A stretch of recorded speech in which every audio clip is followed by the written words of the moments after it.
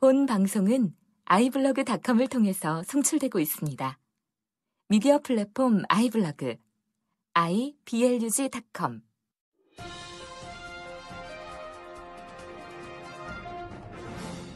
네, 청취자 여러분 안녕하십니까. 황 목사의 비밀 해제입니다. 오늘도 새로운 에피소드 가지고 여러분 찾아뵙습니다.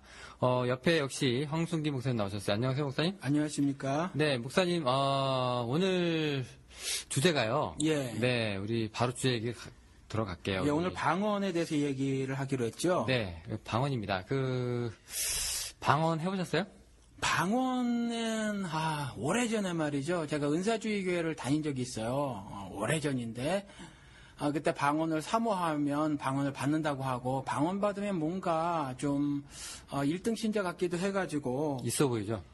예. 그래서 막 했는데, 연습 많이 하고 했는데, 어느 날 아침에 말이죠. 방언이 터지더라고요. 우리 방언 터진다고 보통 말하죠. 방언을 말한다고 보다. 근데 방언이 터져서 이전에는 제가 방언을 유창하게 했던 사람입니다. 근데 지금은 안 하지만, 예. 그럼 그 당시 때 연습해가지고 되신 거예요? 글쎄요, 지금 생각해보면 그런 것 같아요. 굉장히 많이 연습을 했고, 또 귀에 그 방언이 많이, 익숙해져 있었죠, 사실은. 네, 이게 방언이 지금 알게 모르게 지금 한국교회에서 차지하는 비중이 굉장히 좀 큰 걸로 알고 있습니다. 저 같은 경우에도 주위에서 이제 방언하시는 분들을 보면, 이제 흔히들 하는 말로 이제 초급 방언이라 그래가지고, 이제 시냇물 방언이라 해서 졸졸졸졸졸 이렇게 해서 리을 발음 많이 들어가는 거. 예. 그리고 이제 랄랄라 방언으로 또 시작을 하고요. 그러게 말이에요. 거기서 이제 조금 더 이제 진보가 되면 이제 한두 마디 이제 알아들을 수 없는 말로 이제 반복이 되기 시작하고, 예, 조금 더 유창해지면 이제 조금 더 심해지고 이런 것도 있고요. 그게 제가 본 사례 중에는 이제 중국어로 하시는 분도 제가 한번 봤거든요. 예, 그렇게 말씀들을 하시더라고요. 방언이 중국어 같은 방언이 있고, 일본어 같은 방언이 있고, 미국어, 영어 같은 방언이 있다고 말을 하는데, 아마 한국 사람들한테만 그런 것 같아요. 미국 사람들은 그런 말 하지 않거든요. 미국에도 방언하는 기독교인들이 있는데, 미국 기독교인들은 중국어 같은 방언이라든가, 일본어 같은 방언이 있다 이런 말을 하지 않아요. 아마 그 방언은 한국 사람들에게 두드러지게 나타나는 것이 아닌가 그렇게 생각이 듭니다. 네, 맞습니다. 제가 지금 페이지를 하나 지금 들고 있는데요. 이게 또 누구나도 잘 알고 계시는 우리 조영기 목사가 지금 이게 예배 때 이제 썼던 거라고 합니다. 지금 그대로 소리 나는 대로 제가 음독을 해보면 이게 피아라샤 카파데이 라샤라 로니아나 바카나키 니키키 꼬나카치 라시카파티 닐리칼레 아파테칼라 시키키코 발야. 이게 무슨 대학교 응원 주제가 같기도 하고요. 말이에요. 네, 이게 번역하면 굉장히 깁니다. 내 사랑하는 아들 딸들아, 너는 내가 어디 있다고 생각하느냐. 이게 지금 두 줄밖에 안 읽었는데 이게 뜻이 지금 열 몇 줄이 나옵니다. 요거 어떻게 봐야 됩니까, 이거? 글쎄요. 이게 도대체 저는, 그런 걸 들어보면, 이전에 제가 방언을 유창하게 한 사람이긴 하지만, 이전에 왜 TV에 빵성 아줌마라고 있었잖아요. 자신이 외계에서 온 우주신이라고 말을 하고. 네, 외계어하고 다니시고, 뿅뾰르뿅뿅뿅뿅뿅 막 그러고 그랬던 분. 예, 빵상. 예, 빵상 아줌마. 그거랑 비슷해 보여요, 저는 개인적으로. 그럼 이게 별로 의미가 없다는 거예요? 의미가 없는 것보다 좀 거짓말이지 않은가 싶어요. 왜냐하면 그 빵상 아줌마의 우주어도 굉장히 웃기지 않습니까? 그런 것처럼 두 줄 정도 되는 어떤 이상한 발음, 이걸 해놓고, 그 다음에 거의 한 페이지가 되는, 지금 보니까 한 페이지 정도 되네요. 네. 한 페이지 정도 되는 어떤 번역을 했단 말이죠. 이게 굉장히 좀 우습다고 생각이 듭니다. 네, 이게 지금 당시 조기 목사의 언급을 보면은 이게 하나님께서 이제 자기한테 주셨다는 방언이죠. 그렇죠. 하나님께서 방언으로 자기에게 계시를 주셨다. 그랬다는 거예요, 그게. 그러면 그 목사님은 방언을 옛날에 하셨다가 네. 어느 순간부터 이제 그거를 안 하시기 시작한 거예요? 아니면 본인이 스스로 중지를 하신 겁니까? 제가 스스로 중지를 했어요. 성경을 읽다 보니까 제가 하는 방언이 굉장히 우스꽝스럽고 성경적 의미가 없는 것 같아서 전혀 의미가 없다. 예, 그래서 그만두어 버렸습니다. 그냥 이제 본인이 이제 안 하고 싶다고 하면 안 해지던가요? 어떻게? 저는 그랬어요. 왜냐하면 제가 한 방언이라는 것이 저도 만약에 지금 현재 방언을 하는 분들의 고백대로라면 혀가 꼬이고 했던 거 있지 않습니까?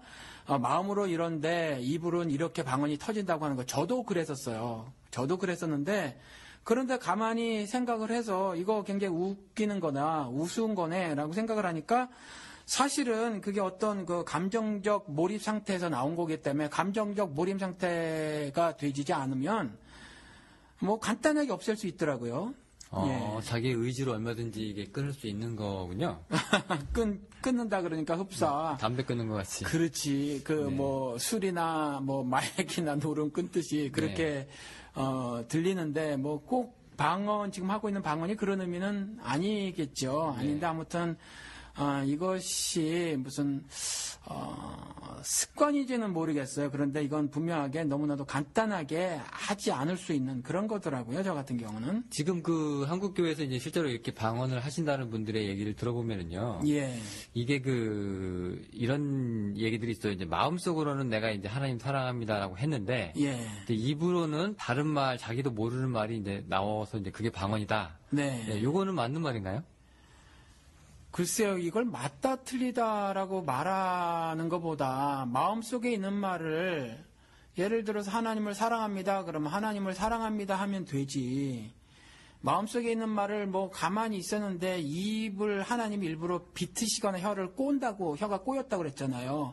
혀를 일부러 꼬게 하셔서 무슨 그렇게 비밀스러운 말이라고 그걸 방언이라고 하는 말로 하나님께서 듣기를 원하시겠는가.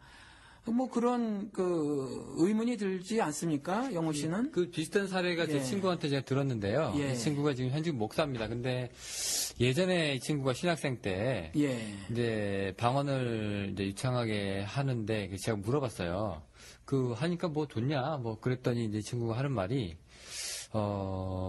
모르겠지만 편리하다. 그래서 왜 편리하냐 그랬더니 예를 들어서 자기가 주위 사람들이 많은데 이제 자기 죄를 고백을 할 때 네. 이제 한국말로 하면 민망하잖아요. 네. 근데 이제 하나님하고 자기만 아는 말로 이렇게 바꿔버리면 네. 주위 사람들이 자기 죄를 이제 듣지 않게 되니까 네. 예, 자기가 아주 그냥 흉금없이 하나님께 모든 걸 터놓을 수 있다. 그래서 네. 좋다 이렇게 얘기하거든요. 네. 이것도 어떻게 보세요? 그럼 속으로 하면 되잖아요. 속으로 왜 굳이 속으로 하면 되는 거고, 그 다음에 정말 자기의 죄가 주홍같이 붉어서 말이죠. 하나님께 고백 안 하고 못 견디겠다 하게 되면 사실 주변 사람들의 의식이 되겠어요, 사실. 그러니까 그냥 뭐 듣는 게 싫으면 속으로 하면 되는 거고, 아니면 혼자 골방에 들어가서 하면 되는 거고, 또 뭐 아니면 속으로 하면 되는 거고, 또 하면 듣지 못하게 작은 목소리 하면 되는 거예요. 그렇게 하면 되는 거지. 뭐 그것이 방언들하는 이유로 되기는 조금 좀 조잡하네요, 이유가. 예, 이런 말도 있어요. 이게 우리 육신으로는 절대 모르는 거다, 이거는. 예. 뭐, 하나님께서 내가 원하지 않아도 하나님께서 말을 시키는 거기 때문에 나온다. 예.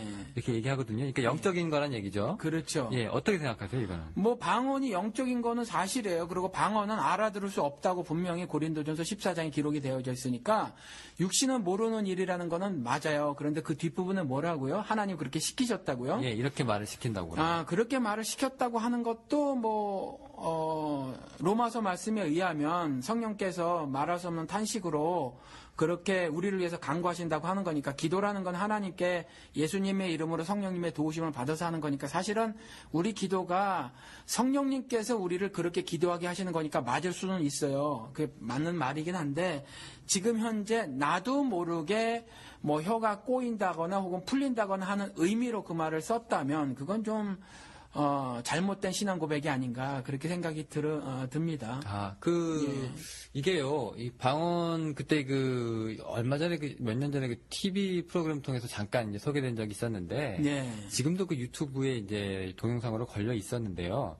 읽어보면은 이제 방언하는 어떤 아주머니가 나오시는데, 이제 이 방언을 하면서부터 자기 우울증하고 이제 무기력증이 치료됐다고 합니다. 이게 예. 긍정적인 사례로 나왔거든요. 예.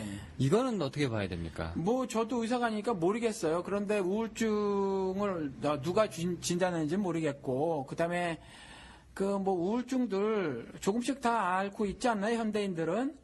그런데 뭐 우울증이 있었다가 아무튼지 그 우울증이 치료됐다고 하면 반가운 일이긴 해요. 그런데 그것이 방언을 통해서 고쳐졌다라고 하는 거, 그 객관적인 증거가 필요하죠, 사실은. 그리고 방언을 준 목적이 우울증 치료는 아니라는 거예요. 우리 방송 때 제가 언젠가 한번 말씀을 드렸지만 성경만이 유일한 가이드라인이에요. 성경이 말하면 그러니까 성경이 예스라고 하는 거, 그렇다고 하면 그런 거고, 성경이 옳다고 하면 옳은 거고요, 틀리다고 하면 틀린 거거든요. 성경만이 유일한 기준이 되는 건데, 성경에서는 방언이라는 하늘 선물, 즉 은사를 주신 이유가 우울증 치료는 아니거든요. 그러니까 그분 같은 경우는 조금 전에 말씀드린 대로 심리적 변화 같은 거 혹은 그런 경험들을 하시지 않았는가 그런 생각이 듭니다. 네, 그 방언을 그럼 왜 주셨는가 뭐 이런 문제를 이제 조금 있다가 다시 이제 우리가 이제 짚고 넘어가고요.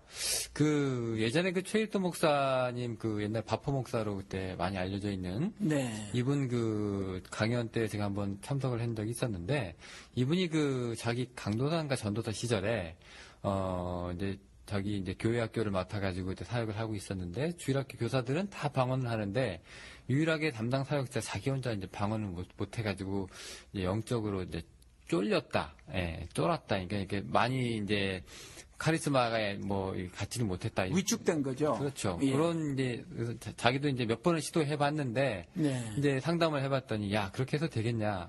산에 올라가가지고 이제 나무 뿌리 한 세 뿌리 정도는 뽑아야 나무에다가 이제 그만큼 이제 기도를 해야 이제 얻는 거 아니겠네. 근데 아무리 해봐도 안 되더래요. 그래서 이 예. 사람이 이제 국내지책으로 그러면 주기도문을 그리스어로 이제 외우자 해가지고 그렇게 해서 암송을 하기 시작을 해서 이제 어느 날부터 연습한 결과를 이제 기도회 때부터 이제 나타내기 시작했는데 반응이 뜨거웠다고 합니다. 그 전까지 그냥 별볼 없이 보던 사람들의 눈길이 달라지고, 그다음에 자기가 이제 리더로서의 뭐 안정감이라고 해야 될까요? 그런 이제 권위도 좀 살고, 뭐 이제 그런 체면도 좀 살고, 뭐 이런 느낌이 그러니까 이 방언 이 자체가요. 그 자체의 의미도 있지만은 교회에서 특별하게 이제 목소리 좀 낸다 하시는 분들의 이제 그 기득권을 이제 유지시켜주는 뭐 좀 그런 수단이 되기도 하는 것 같아요. 그러니까 그 은사주의 교회에서 유난히 이제 방언을 보면 우리가 한 가지 이상한 어떤 현상들을 발견할 수 있는데 유독 은사주의 교회 다니는 사람들에게 그런 그 방언을 하는 사람들이 몰려져 있다는 거죠. 그게 참 희한한 거죠. 하나님께서 왜 은사가 이제 기프트, 선물이라는 거잖아요. 왜 그 선물을 은사주의 교회에 다니는 사람들에게 집중적으로 주셨을까? 그런 것들이 좀 의문이잖아요. 그런데 아무튼 지금 방언을 받고 못 받고에 따라서 1등 신앙인, 2등 신앙인, 미국 사람들도 여기도 그래요. 미국 기독교인들 사이에서도 은사주의 교회에 다니는 사람들은 퍼스트 클래스 신자하고 세컨드 클래스 신자로 이렇게 나누거든요. 그래서 예수 믿고 방언 받기 전 고기까지는 보통 신앙인, 그리고 이제 방언 받고 나서는 뭔가 업그레이드된 신앙생활을 하는 그 퍼스트 클래스 신앙인 이렇게 하는데 그 최일도 목사라는 분이 아마 그런 느낌을 받으셨나 봐요. 그러다 보니까 이제 헬라어로 그렇게 했다는 거죠. 네, 인위적으로. 예, 근데 보통 방언이 그거보다 훨씬 그 몇 개 안 되는 음소들을 막 그 섞어낸 것이라 주기도문 전체를 헬라어로 했으면 굉장히 막 화려한 휘황찬란한 휘황찬란한 방언으로 들렸겠죠. 그러니까 여타에 방언하는 사람들이 감히 이제 그 앞에서 말을 못하는 일이 벌어졌을 거예요. 근데 이와 같이 아무튼 그런 거 가지고 1등 신앙인, 2등 신앙인 뭐 이렇게 나누는 건 굉장히 우습죠. 그러면은 이제 방언 얘기를 이제 본격적으로 우리가 해봐야 될 건데요. 예. 이 성서를 일단 들어가서 우리가 얘기를 좀 해봐야 될 것 같습니다. 예. 일단 구약에 방언이 있어요? 없죠. 절대 없습니까? 예, 구약엔 방언이 없어요. 절대 없습니까? 네.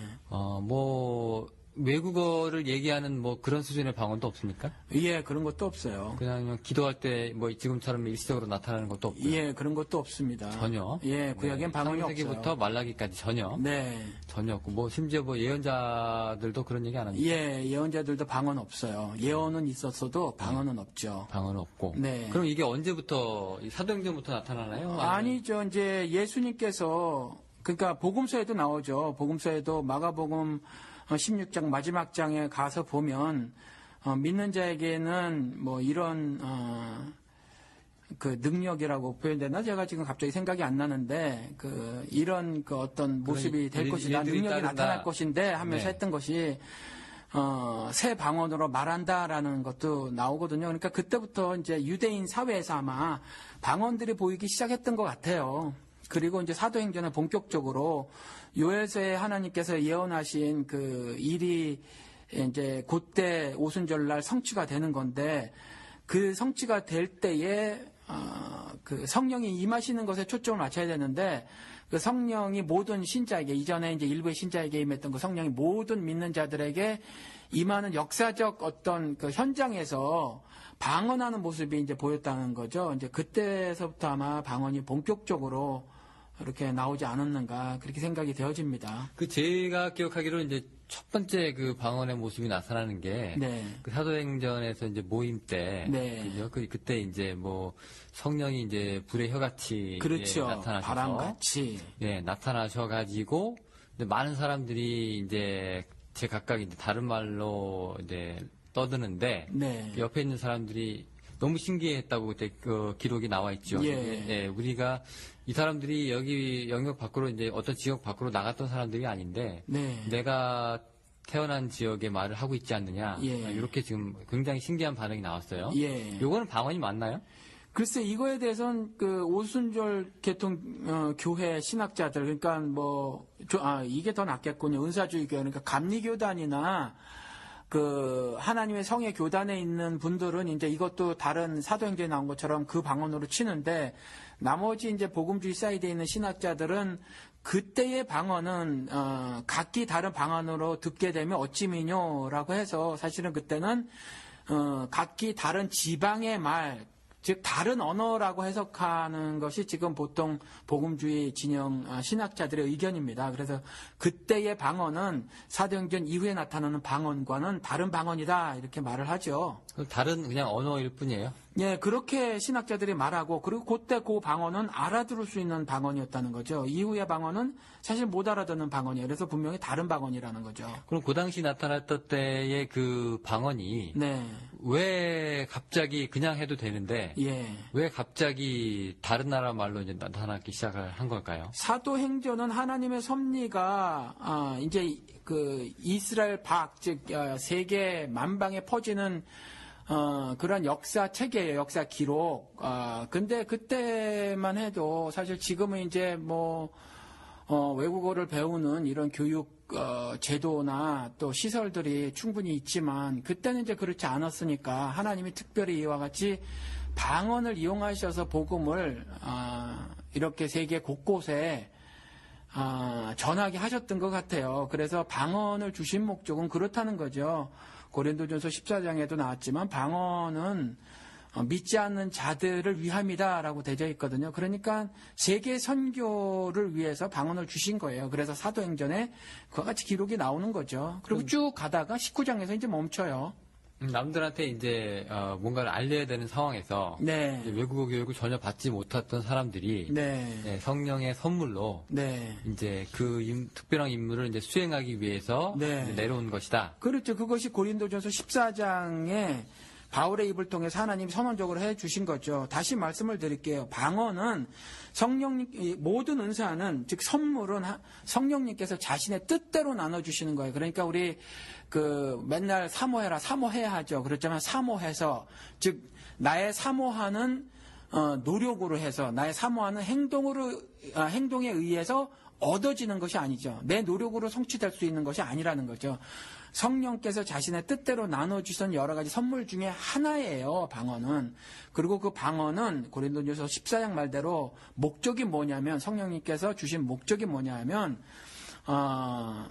그 세계 선교에 있다는 거죠. 온 나라가 그리스도 나라 되게 하는 데에 그 목적이 있다라는 거예요. 그러면은 이 방언의 목적에 대해서 예. 우리가 이제 보면은 이제 특별한 이 미션의 상황에서 예. 이제 그 미션을 위해서 이제 주어지는 거잖아요. 네네. 그러면 이게 그 필요가 없어지면 이제 사라지기도 하고 하는 그 일시적인 현상인가요? 아니면은 항상 나타나는 건가요? 은사라는 게 그렇죠. 필요에 따라서 주시는 거거든요. 그러니까 어떤 사람은 은사를 2개, 3개, 4개 받은 사람도 있고, 어떤 사람은 그렇지 않은 사람도 있는 거거든요. 그래서 예를 들어서 목회자의 목회자라고 말하는 존 맥가더 목사님은 굉장한 큰 신학자시기도 하죠. 그분 같은 경우는 모든 은사는 종료가 되었다 이렇게 선언을 하죠. 그래서 그분 같은 경우는 이제 방언이나 예언 은사가 지금은 종료가 되었다 이렇게 말을 하셔요. 사실은. 그러면은 예를 들어서 이제 제가 조금 구체적으로 질문을 하면은요. 네. 예를 들어서 이제 그 당시에 언어를 이제 외국어 공부를 하지 못한 사람이 네. 그리스도를 전해야 되는 이제 급박한 상황에서 이제 방언의 은사를 주셨는데 네. 이제 이 사람이 이제 그 자리에서 벗어나서 네. 다시 이제 자기 고향으로 돌아가거나 네. 이제 일시적인 귀국을 하거나 하는 상황에서 네. 그럼 그 방언은 더 이상 이제 의미가 없으니까 이제 이 사람한테는 더 이상 안 나타나는 건가요? 그건 이제 하나님께서 역사하시는 것에 따라 다르겠지만 성경의 기록으로 보면 일단 예를 들어서 이방 지역의 선교를 떠났다 돌아왔단 말이죠. 그곳에서 하나님께서 방언 은사를 주셨고 그 받은 방언 은사를 가지고 복음을 전했단 말이에요. 그런데 이제 같은 언어를 쓰는 고향 땅에 돌아왔는데 굳이 이제 방언으로 할 이유가 없어요. 그런데 그럼에도 불구하고 고린도 교회 보면 분명히 방언으로 함께 교인들이 모였을 때 방언으로 기도를 하고 그랬단 말이죠. 방언으로 찬양도 하고 그랬어요. 그건 뭐 때문이냐면 초대교회들의 대개가 이제 디아스포라 유대인들과 또 이방 지역의 현지인들이 함께 공동체를 이루고 있었단 말이죠. 그러니까 이렇게 언어가 다를 수 있었어요. 언어가 다를 수 있어서 그러한 일들이 벌어졌던 거죠. 그래서 사실은 바울이 예를 들어서 다른 어느 A 지역에 갔다가 또 자기 언어를 쓰는 그 지역으로 돌아가서 방언을 누구보다 더 많이 말한 것이 이상한 일은 초대교회 시절은 아니었다라는 거죠. 그런데 지금 같은 경우 예를 들어서 저는 이제 은사가 종료되었다고 믿지 않는 사람인데 아프가니스탄에 가서 어떤 방언사를 가지고 복음을 전했어요. 그런데 대한민국에 와서 다시 교회에서 방언으로 말한다는 건 사실은 웃기는 일이라고 보는 거죠. 예. 그러면은 이제 철저하게 이제 방언은 사람의 말이어야 된다. 다른 나라의 말이어야 된다는 걸로 이제 우리가 인식하면 되나요? 다른 나라 말이라기보다 방언은 좀 특별한 말이죠. 보통 우리 언어 그러면 일정 어떤 시스템 있잖아요. 어떤 체계가 있잖아요. 체계가 있는데 이 방언 같은 경우는 체계가 없어요. 사실 체계가 없어서 그냥 인간의 언어라고 이렇게 규정하기는 조금 어려워. 인간의 모든 언어는 어떤 일정한 규칙들이 있고 규칙에 의해서 이제 그 언어가 형성이 되고 하는 건데 방언은 그렇지 않다라는 거죠. 그래서 인간의 말이라기보단 이건 어떤 초자연적인 일이고 또 하나님께서 그런 선물을 주심으로 자신의 뜻을 이뤄나기 위해서 그런 은사를 주시고 그 은사를 받은 사람을 사용하셔서 자신의 뜻, 하늘 뜻을 이 땅에서 이루어 나가시는 거죠. 근데 왜 사람의 말이라는 게요. 네. 그냥 이게 단어의 나열만 의미하는 게 아니라 그 이제 문법적으로 이제 제자리에 갇혔을 때 구조적으로 그렇게 이제 서야 이제 그 사람이 저 사람의 말을 정확하게 알아듣지 않습니까? 그렇죠. 근데 그 당시에 이제 초대교회 때 이제 저 사람이 왜 내 지역 내 고향 말을 하고 있나라고 이제 신기할 정도면 네. 이제 그 당시에 어느 정도 문법이 이제 완벽했다는 얘긴데. 그러면 그거는 지금 말씀하신 대로 알아들을 수 있는 방언, 즉 사도행전 2장에 나온 각기 다른 지역의 지방 언어일 수 있어요. 그거는.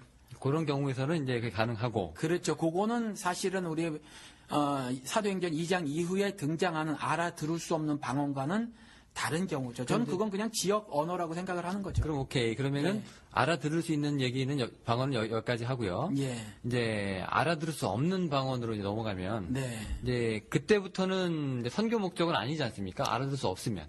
알아들을 수 없어서 선교 목적이에요. 그러니까 방언은 그래서 반드시 통변이 필요하다고 기록을 하고 있고 또 지금 이 방언에 대해서는 고린도 교회에서 방언뿐만 아니라 여러 가지 초자연적인 일로 인해서 사실은 서로 주장하고 다투고 싸우고 했단 말이죠. 사실은 이러한 어떤 논의들, 토론들이 굉장히 건강한 모습인데 바울을 통해서 하나님께서 이제 기준을 마련을 해 주신 거예요, 그때. 그런데 그때 뭐라고 말씀을 해놓고 계시냐 하면 방언은 방언하는 사람도 못 알아들어요. 그래서 방언하는 사람이 방언으로 기도한다면은 반드시 하나님께 그 뜻이 무엇인가를 알기 위한 기도를 또 하라고 그렇게 말씀해 놓고 계시거든요.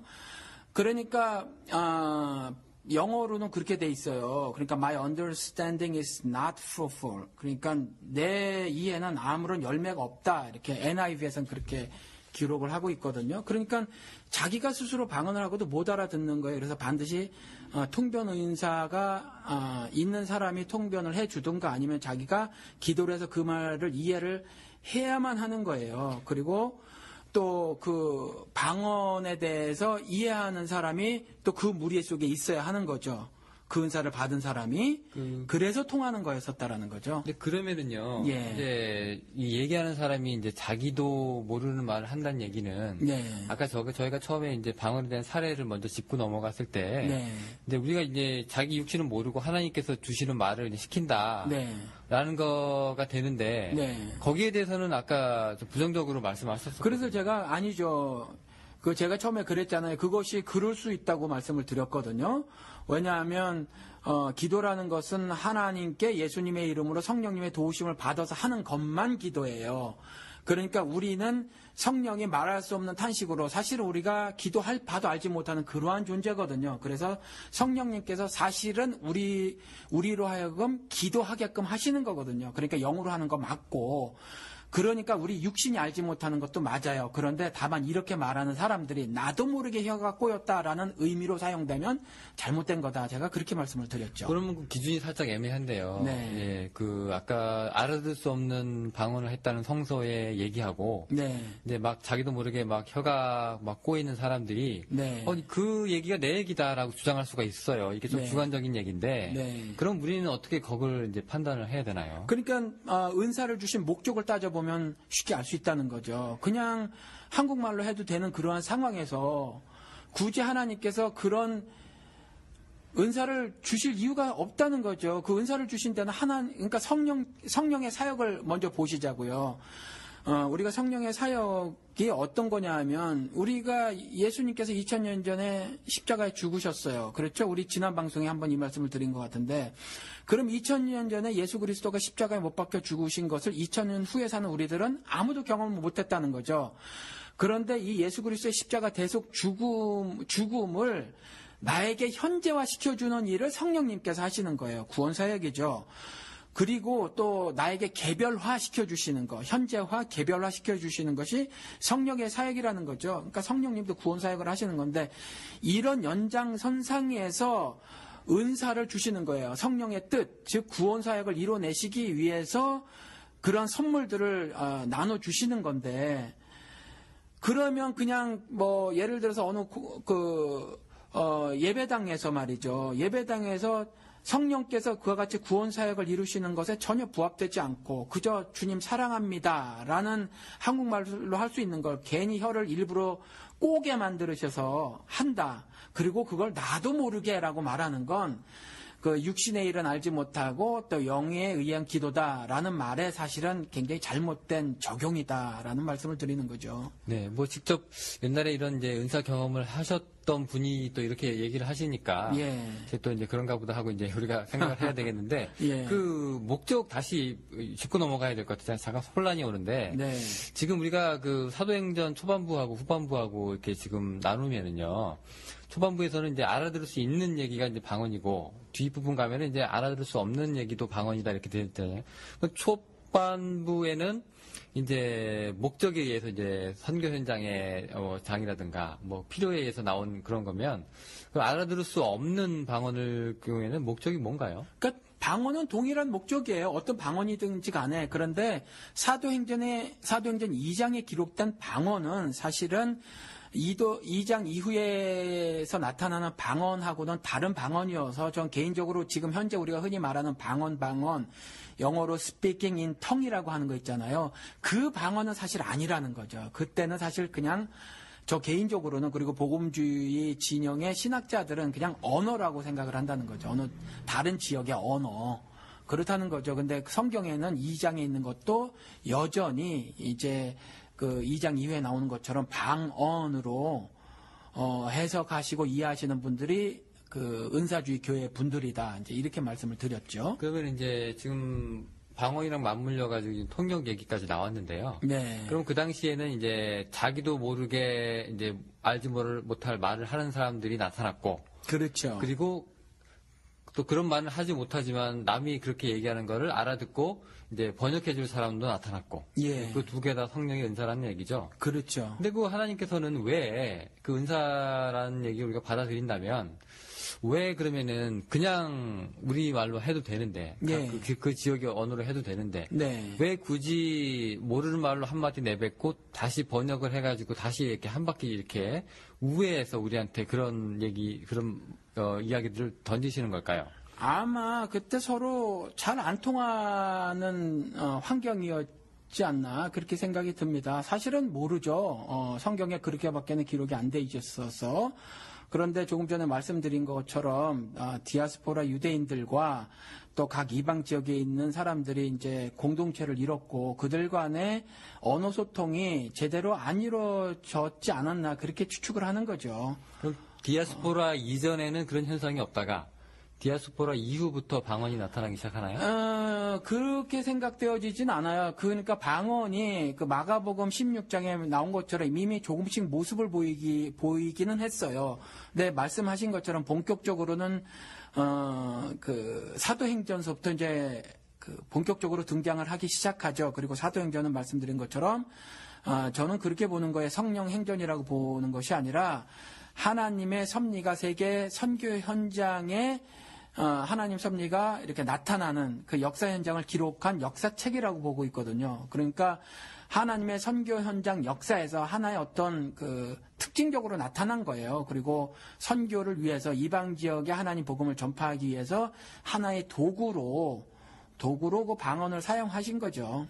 그 아까 말씀하실 때 이제 오늘날 이제 은사가 이제 남아 있다라고 이제 생각을 하시잖아요. 네. 끊어진 건 아니다. 네. 예, 그러면 오늘날에도 이제 방언이나 통역에 이제 이런 은사들이 있다라고 네. 이제 생각을 하시는 건가요? 그렇죠. 아직도 남아 있을 수 있다고 생각을 하는데 저는 발견한 적은 없어요. 그런데 잔 맥가더 목사님은 이제 은사는 이와 같은 은사는 종료되었다고 말을 하죠. 그것이 이제 이분도 나름 근거가 있어요. 뭐 그분이 종료되었다고 하는 거 보면 굉장히 그 글이 길어요. 한번 읽어본 적이 있는데 다 이해는 하지 못하고 다 기억은 나지 않지만 분명한 건 이제 고린도전서 13장에 가보면 온전한 것이 올 때는 부분적으로 행하던 것, 즉 예언도 방언도 패할 것이다 라고 말했는데 온전한 것이 예수 그리스도라는 거죠. 그럼 예수 그리스도가 이미 오셨고 이미 오셨으면 이제 부분적으로 하던 불분명한 예언이나 방언 같은 것들은 그때 이미 패해졌다 이렇게 주장을 하시는 거거든요. 그러니까 성경적인 근거가 있어요. 그런데 저는 이제 그때 온전한 것을 예수 그리스도라고 안 하고 그게 중성명사예요. 중성명사라 예수 그리스도의 재림 사건으로 보고 있어서 아직까지는 은사가 종료되었다고 이제 믿지를 않고요. 그런데 그럼에도 불구하고 방언 은사를 비롯한 어떤 은사를 준 데는 목적이 있으니까 성령이 우리의 노력으로 얻어지는 것이 은사가 아니고 성령이 자기의 뜻대로 나눠주시는 것이 은사니까 성령이 원하시면 어느 지역에선가 그 은사가 나타나죠. 그래서 아직도 만약에 뭐 아프리카라든가 뭐 아프가니스탄 같은데 오지 같은 데서 뭐 어떤 그 초대교회에 나타났던 현상이 나타나지 말라, 나타나라는 법이 없다라고 제가 단정지어서 말은 못한다는 거죠. 다만 이와 같이 은사 주신 목적이 위배되는 모든 한국과 미국에서의 방언은 모두 가짜다. 저는 이렇게 이제 생각을 하는 겁니다. 그 지금 현재 목회하시는 교회에서는 네. 그 방언 은사를 가지신 분이 있나요? 한 분이 방언을 하셨는데 나가버리셨어요.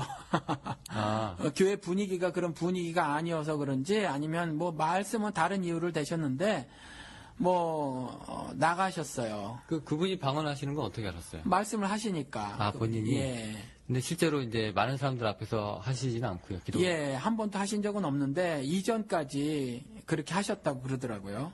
예, 그러면 이제 예를 들어서 이제 우리가 네. 지금 뭐 목사님 교회에서는 이제 방언하시는 분이 없는 거가 되는데, 네. 그럼 이제 여전히 이제 한국 교회에서 많은 분들이 이제 기도회 때나 이제 크게 이제 방언을 하시는 분들이 이제 보이거든요. 네. 정확히 말하면 들리는 거죠. 네. 그러면 이제 우리가 목사님 말씀에 비춰서 저게 이제 뭐 성서적인 방언이다, 아니 단순히 혀가 꼬인 거다, 우리가 이렇게 판단을 좀 할 수 있는 뭐가 있을까요? 본인 아니면 모르는 걸까요? 글쎄요, 저는 조금 전에 말씀드린 것처럼 한국이나 미국에서 하고 있는 방언은 전부 다 은사를 주신 목적에 위배가 되니까 저는 그걸 가짜라고 보는 겁니다. 전부 다 가짜요? 전부 다 가짜라고 보는 거예요. 저는 그래서 뭐 성령이 하게 하는 방언이라든가 아니면 악령이 하게 하는 방언이다. 저는 이렇게는 말씀을 드리지 않아요.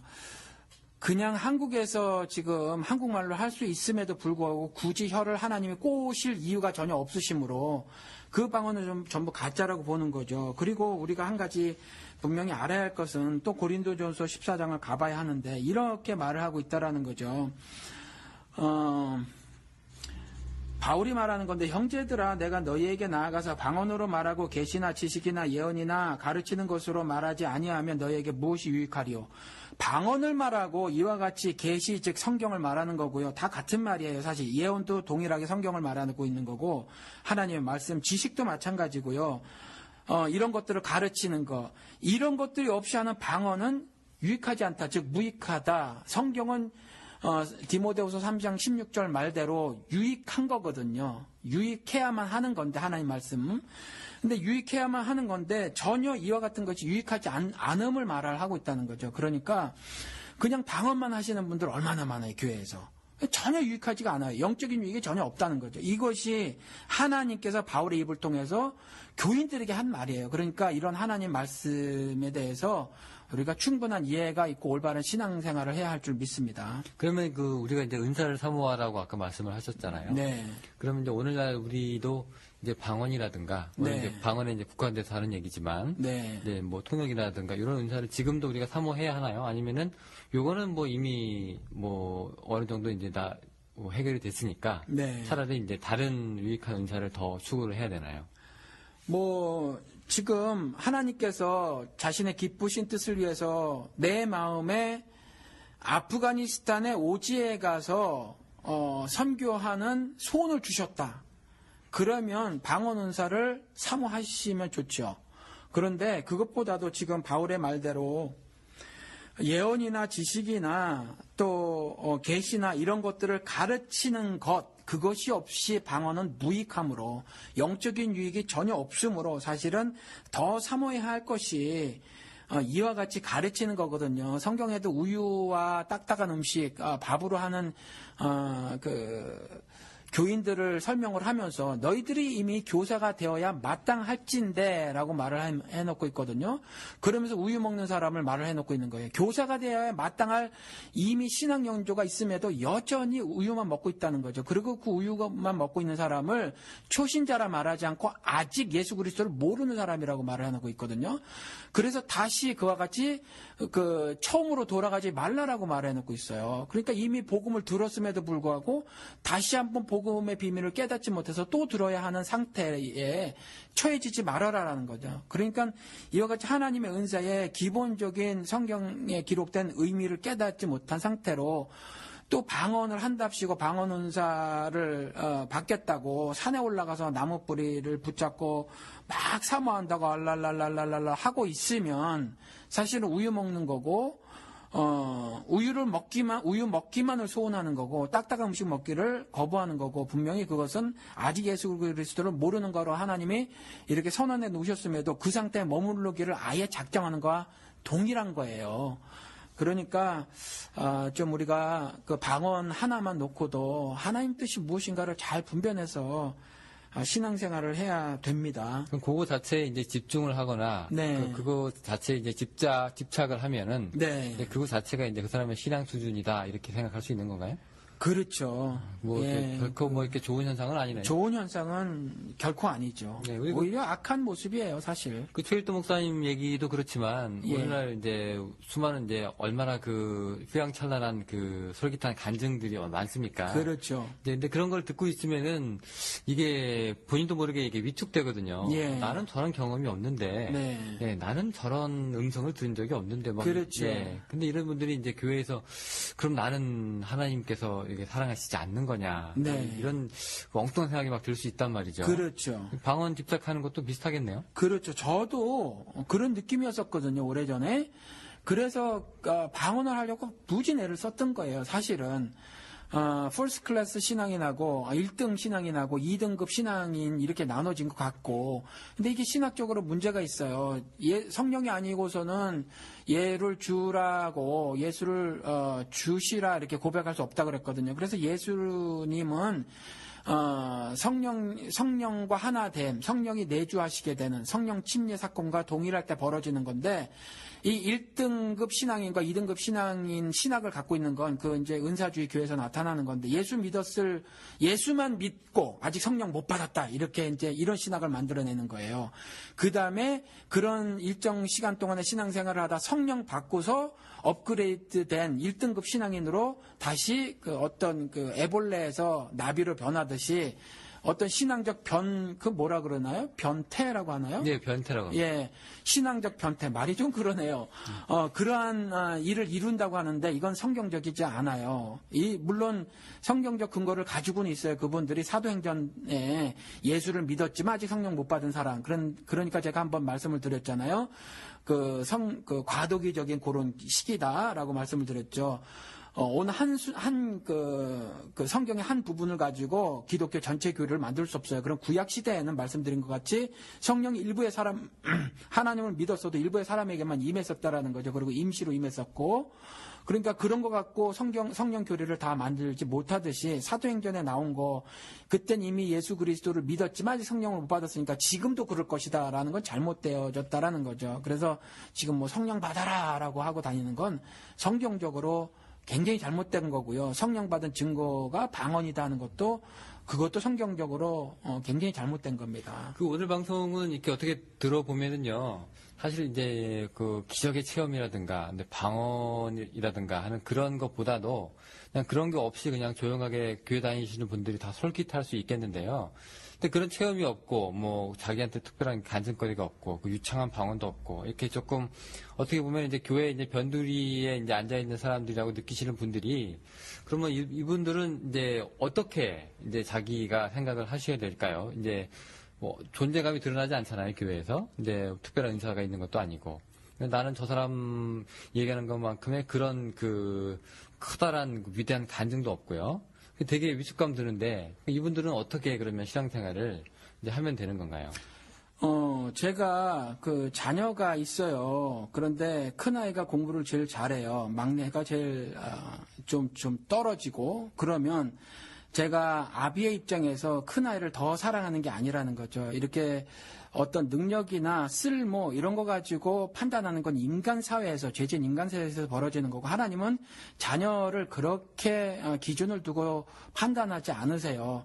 또 동일하게 자녀도 마찬가지라는 거죠. 자녀도 저희 막내가 큰애보다 성적이 나오진 않지만 막내가 그 큰애보다 부모로부터 사랑을 적게 받고 있다고 전혀 생각지 않아요. 그러니까 내가 방언을 못한다고 해서 위축감이 드는 건 하나님과의 그 교제가, 즉 하나님의 자녀로서의 자긍심 같은 것들이 떨어져서 생긴 거지, 즉 믿음이 떨어져서, 네 믿음을 시험해 보라라고 한 다음에 하신 말씀이 네 안에 예수 그리스도가 있는 걸 알지 못하느냐 그랬거든요. 그러니까 예수 그리스도와 연합돼서 예수 그리스도와 함께 동행하고 있는 삶에 대한 그 경험, 또 그 경험으로 인한 영적 성취감 같은 것들이 적으니까 유대인들이나 쫓았던 어떤 현상들, 표적들 가지고 내 신앙을 어떤 점수 매기고 해서 스스로 위축감, 자존감 같은 것들이 사라지게 된 경우인데, 이건 하나님 뜻하고는 전혀 맞지가 않아요. 그러니까 그러한 것 가지고 전혀 위축감이 들거나 패배감에 들거나 할 것은 없다라는 거죠. 네, 오히려 그 하나님께서 주셨다고 하는 그 방언 자체가, 예. 사람들이 이제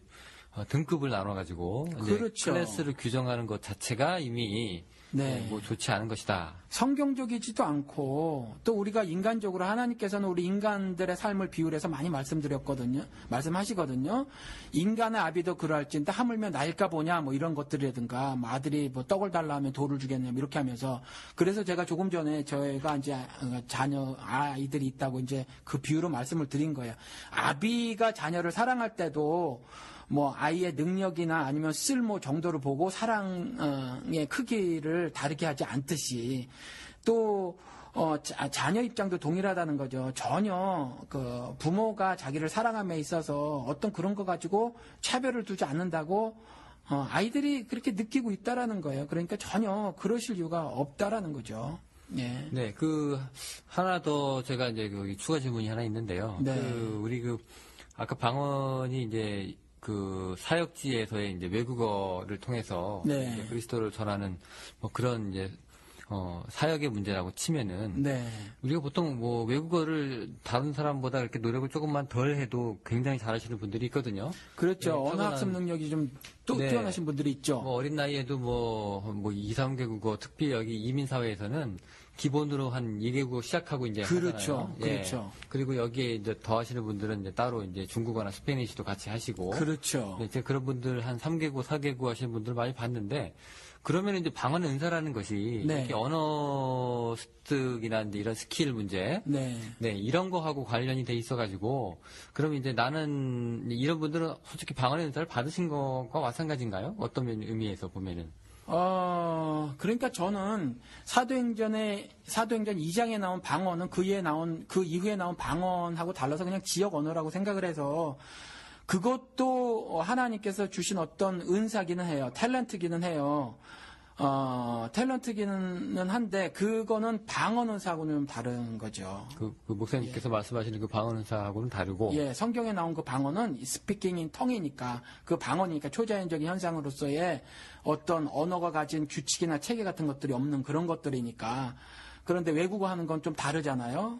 그렇지만 그것도 하나님께서 자신의 뜻을 이 땅에서 이루시기 위해서, 즉 세상 나라를 그리스도로 나라를 만드시기 위해서 어떤 특별한 언어 학습 능력 뛰어난 사람, 또 그걸 습득해 하셔서 또 그 사람 마음에 하늘 소원을 주시고 그것을 통해서 하늘 뜻을 이방 나라에 가서 전하게 하고 뭐 그렇게 하는 역사를 보이실 수는 있죠. 그 언어 체계나 구조가 이제 없는 말이라고 하면 네. 정확하게 어느 나라의 말은 아니겠네요. 분명히 인간의 말은 아닐 것 같고. 그렇죠. 그래서 미국 사람들 방언하는 거하고 한국 사람들 방언하는 거하고 들어보면 달라요. 뭐 예를 좀 들어보세요. 전 잘 못 들겠는데 아무튼 미국 사람들은 영어 하시는 분들이고 그래서 방언하는 모습이 우리랑 좀 다르게 이렇게 좀 부드럽게 흘러가는 듯이 하고 그 다음에 한국 사람들은 조금 전에 말씀드린 것처럼 그래서 자신들이 이제 세계 형태로 아마 들렸는지 나눴잖아요.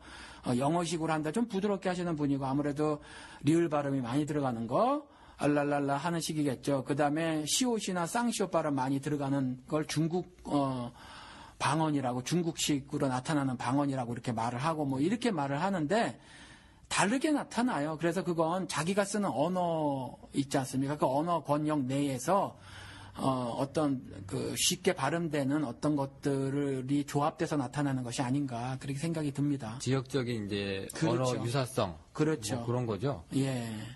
네. 뭐 그 외에 또 뭐 다르게 하실 말씀 있으신가요? 글쎄요, 저는 방언이 지금 우리가 지금까지 방송 몇 개를 하면서 이런저런 방송을 했는데 기독교계에서 조금 그릇된 모습을 보이고 있는 것들을 한번 말을 좀 해보자, 서로 이야기를 나눠보자, 이제 이렇게 해서 방언을 지금 가지고 온 거잖아요. 근데 좀 그걸 좀 알았으면 좋겠어요. 그 모든 은사든지 어느 은사든지 말이죠. 그 은사는 하나님의 뜻을 드러냄에 있다라는 거죠. 그래서 방언 은사도 동일하게 내가 방언을 함에 있어서 그것이 하나님의 영광과 의가 드러나는가, 하나님의 거룩함이 내 삶에서 실천이 되어지는가 아닌가 이런 것들을 보고 그렇지 않으면 제가 그랬던 것처럼 방언을 과감히 버리시기 바랍니다. 차라리 성경을 통해서 하나님 말씀하신 것처럼 왜 아직도 우유 먹니? 라고 말씀하시잖아요. 이제 너희들이 가르칠 만한데 라고 하잖아요. 그러니까 가르치기 위해서 하나님 말씀을 좀 열심히 공부하시기 바랍니다. 제가 여러분들하고 이야기를 나눠보면 신앙생활 20년, 30년 하신 분들도 성경을 잘 읽지를 않아요. 그런데 뭐 예를 들어서 어떤 기술자들이 그 기술이 없으면 그 일을 못 하잖아요. 뭐 전기 공사 하시는 분이 전기 기술 없으면 못 하는 것처럼 그와 같이 예수를 따라 사는 사람들이 하나님 말씀을 모르면 절대로 올바른 신앙생활을 할 수 없을 뿐더러 어디 가서 하나님을 증거하지도 못한다라는 거죠. 그러니까 조금 살펴봐서 나는 이렇게 저렇게 방언을 경험했다. 또 그 한 가지를 가지고 나의 모든 신앙을 방언을 통해서 증명하려고 하지 마시고 로마서 12장서부터 16장까지가 신자들의 그 삶에 대해서 기록해 놓은 건데 신비적인 게 하나도 없고 구체적이고 실체적이거든요. 그래서 지금 방언에 대해서 한번 성경적으로 다시 한번 잘 고려해 보시고 생각해 보시고 올바른 신앙생활을 좀 하셨으면 하고 바랍니다. 네, 사실 저희가 워낙 이제 대본 부실하게 이제 녹음하는 걸로 참 저희가 이제 스스로 이렇게 자인을 하는데 오늘 같은 경우에는 제가 걱정을 좀 많이 했었어요. 이게 방언에 대해서 저희가 뭐 사전 대본이나 이런 것들이 전혀 없어가지고 이제 목사님만 믿고 이제 쭉 이제 질문을 통해서 이제 들었는데 많은 분들한테 이제 도움이 좀 되셨으리라고 생각을 합니다. 예, 우리 목사님 말씀 듣고 또 혹시 나중에 질문 생기신 분들은 저희 그 유튜브에도 지금 올라가고 있거든요. 그 유튜브나 이제 팟캐스트나 이제 팟빵이나 여러 가지 그 댓글 많이 남기시고 또 좋은 주제 있으면 저희한테 문의 주셔가지고 또 저희로 하여금 또 다음 또 주제로 채택할 수 있도록 좀 도움을 좀 주셨으면 좋겠습니다. 네, 오늘 너무 감사드립니다, 목사님. 예, 저희는 그 다음번에 또 다른 주제로 여러분 찾아뵙겠습니다. 목사님 감사합니다. 감사합니다.